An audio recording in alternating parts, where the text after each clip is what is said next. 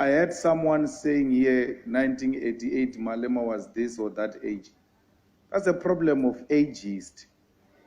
You are an ageist of note, because whether I was 8 years or 6 years at a time, politically, if we were to compare what I have achieved and what you have achieved, you don't come anywhere close. You always hide behind the dress of your mother's credentials. You use your family wrongly for personal accumulation. And you always irritate us with your parents' credentials as if they are yours.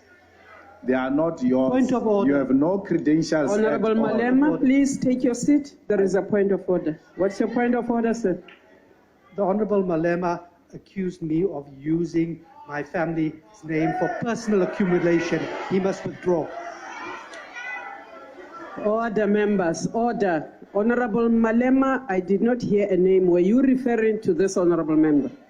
Honorable Speaker, I never mentioned anyone. But if the shoe fits, wear it. Please proceed. Now, stop. You're too old, Chief. You're too old to be saying my mother, my father, this and that.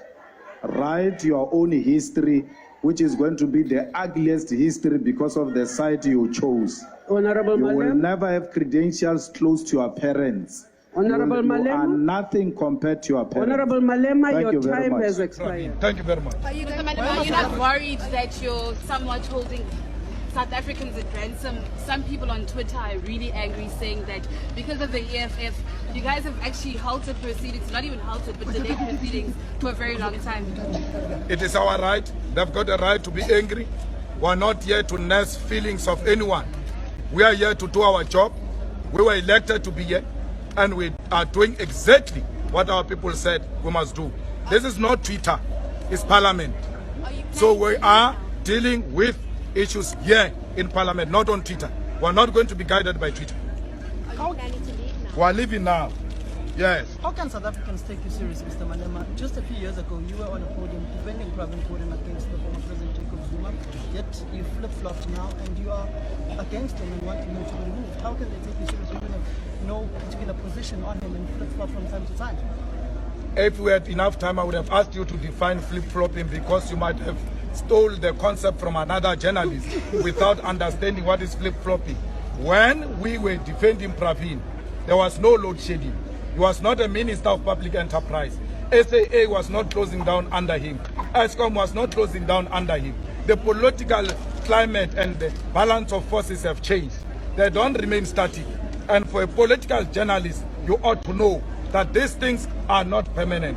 At the time Zuma wanted to persecute Pravin, we defended Pravin for principle. But now Pravin is presiding over a public enterprise. The conditions are different. If you were saying to me, you defended Pravin even when there was load shedding, why do you use load shedding now? Then I will understand. Therefore, flip-flopping, let's find a proper definition for it. I'll buy you a dictionary. Are we done? Honorable Malema, please proceed. Now, Chair, let me answer your question on domestic violence. When I spoke here during the State of the Nation last year, I said, anyone who has never beaten his wife in the past 25 years must raise his hand. And I said, I can do that because I have no history of such things. I've never, not once, not my ex, not my wife, not anything, I've never laid a hand on my wife.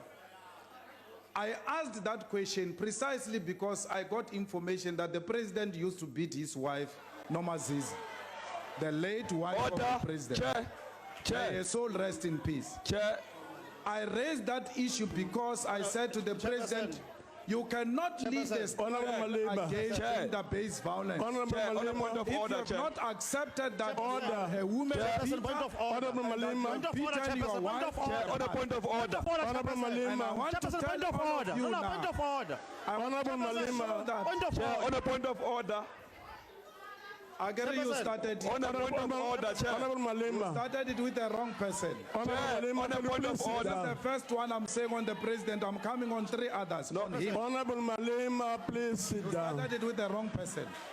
Please sit down. Can you please respond to what I'm asking you to do? I'm asking you to withdraw the remark that has been made about the president. Okay. Let me explain this thing maybe different. No, you don't want the truth. You don't want the truth. That's the problem. Now, I've said, and I'm prepared to withdraw.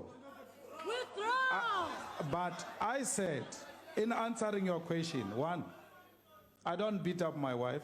2, my lawyers have written a letter to Honorable Mamabolo because he repeated it outside. Why is that important? It's important because if you have nothing to hide, you must take it to court, Mr. Malema. So I've taken it. He must pay me 1 million, or else I'm taking him to court. He has received a letter to show that I'm not hiding anything about abusing my wife. Can the president answer the question? Did he beat his late wife? That's a question we must answer. Honorable Malema. Because I've been asked the same question in this house about Honorable my wife. Malema. The president has got a history of beating up his wife, the late wife, and I'm following in the same steps you have been following. You came here to start personal battles without knowing the implications of those battles. To fight like that, that's how we fight. Point of order. Honorable Malema. Order, Chairperson. No history of abuse, the history of love. Order, Chairperson. That's me for you. On a point of order. I don't have history of abusing women. I'm in love. I'm happily married. Please. I don't have Honorable Malema, please sit an down. ex-wife that says I was beating her up. And for your Honorable Malema, please sit down. President Zuma can confirm that Noma Zizi, the ex-wife of the president, used to complain to President Zuma about being abused by the president. On a point of order. On a point of order, Chair. Bring it on. But I'm not scared of all of you. Combined. I'm not scared of nothing. Honorable Malema. I'm not scared of Honorable Malema, I'm not scared of you. nothing. Honorable Malema. Can I ask you? Can I ask you last time, Honorable Malema? Order, members. Can I ask you for the last time, Honorable Malema? But Chair, who said please withdraw the remark. And if you don't want to withdraw the remark, I'm about to ask you to leave the house. You don't want the truth. Your president abused his ex-wife. It's a reality. You can abuse power the way you want to abuse it. But come to me and you say to me, I abuse my wife. I give you the facts.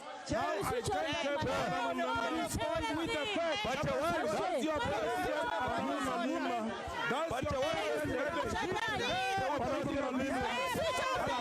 Honorable Malema.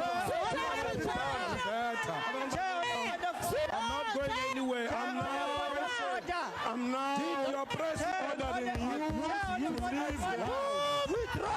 You come to me.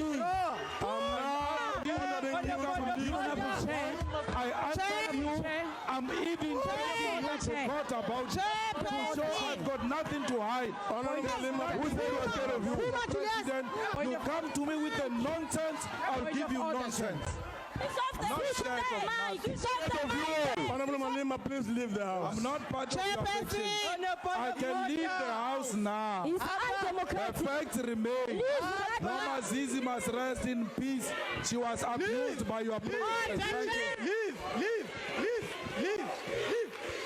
Before Honorable Malema leaves the house. Leave.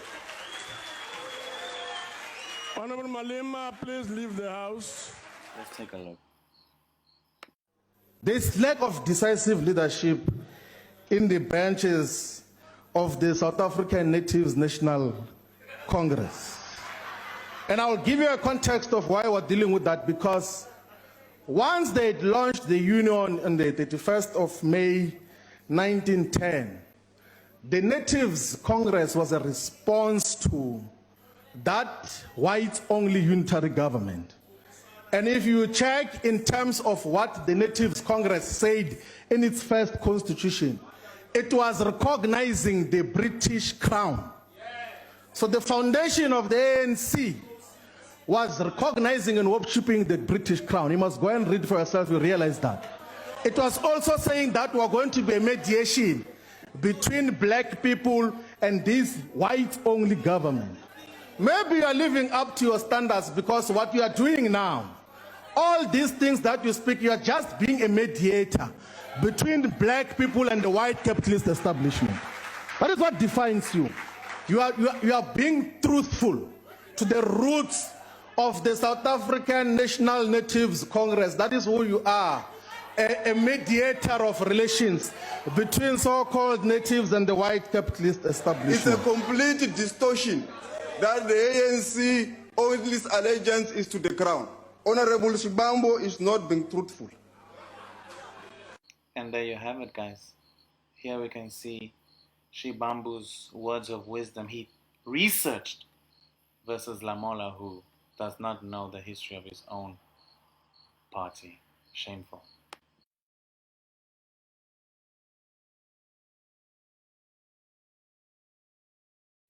Your comrades, Mr. President, do not read. The reality is that they don't read. They read True Love magazine and Drum. When it comes to political literature, when it comes to reading the rules, they do not read. That's why someone stood up here and said, House of Rules. It's not House of Rules. It's now, let's teach you. You know, Samke, I like it because when you speak, you are so emphatic. And then you take a posture that suggests you've got a point, even when you don't have a point. you take a posture that, and that time, you're not saying anything, you see. So let me show you why you are not saying anything. Nhlanhla Nene's son is not in VBS. Edward Zuma is not in VBS. The context is very important all the time.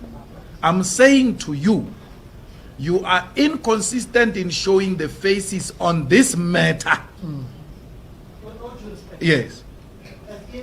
I was in Limpopo last week. Daniel Caesar, I saw him at the tree house yesterday. I spoke to him. I know we have his number, we can call him and confirm whether we spoke or not at the tree house for him. Florence Radzelari, her face has been shown. She was one of the two ladies who went up to congratulate Cyril Ramaphosa when he went to the ANC presidency. So what you are portraying, if you have not shown them as ENCA, I can confirm with you. Those people have been shown, and those people's names have been mentioned on my reports in that context. Thank you. Again, you see, now you are somersaulting because I've dealt with your earlier example. I finished your example.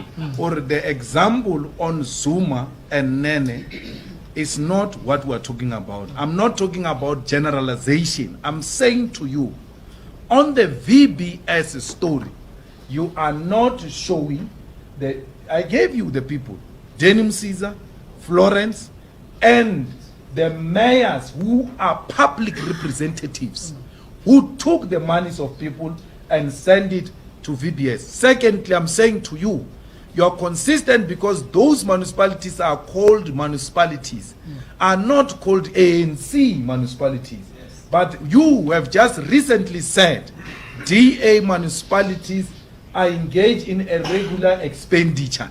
When it comes to municipalities that are led by DA, they are called with their political party. That's what I was talking about. So, and then you show the logo at the back and all that. And I'm not saying ENCA. You see, I'm saying the media. I'm saying the media. So now, for you to stand up here and talk about ENCA as if you are the superior of all of them, when you are not even a quarter of SABC, I mean, what is that? No, I'm saying SABC, not SABC TV. Again, you are making another mistake, standing up confidently, thinking you've got a point, when I'm not talking about SABC TV. talking about SABC. Yes, so the You're SABC. joking. He says he's joking. He wants to apologize. Yes. Yeah. It's a new apology. I'm joking. So media, I mean, what do I gain from reporting Ranjeni? Because me and her were going to fight. Even when we live here, we're going to call each other and scream at each other, and then life goes on. That's how it is. We have that type of. She has no money. Huh? You're also claiming this unethical behavior. Claiming. Where? That's what you're saying. The Sunday Times says so as well. It says Yes. people. Yes. Okay. Let's take the Sunday Times story for instance. They've apologized, right? And then they've expelled Mzilikazi and the other one. Now, I'm more interested in our brother Mzilikazi. Now, those people that Mzilikazi and the other one reported wrongly, and they lost jobs, they lost everything else, what is the recourse for them? Well, and we are going to waste a lot of money. That letter I wrote to Kachalia costed me money. So imagine if I do that when I see busy, when I go Ranjeni, go Ferele, go Hashra, you are too many. So we must just continue to engage like that, until we find each other. We'll find each other. There's no way we can't find each other. That's how robust the debate is in our country, where we think that these comrades are acting in a manner that is biased. It might not be unethical. It might not be unethical, but it might be biased. You can hear that this one is pursuing a certain narrative, like ENCA did this morning. They were playing my video of the Youth League press conference where I was chasing out the white journalist. What you can see what they are trying to do. You can see what they are trying to do.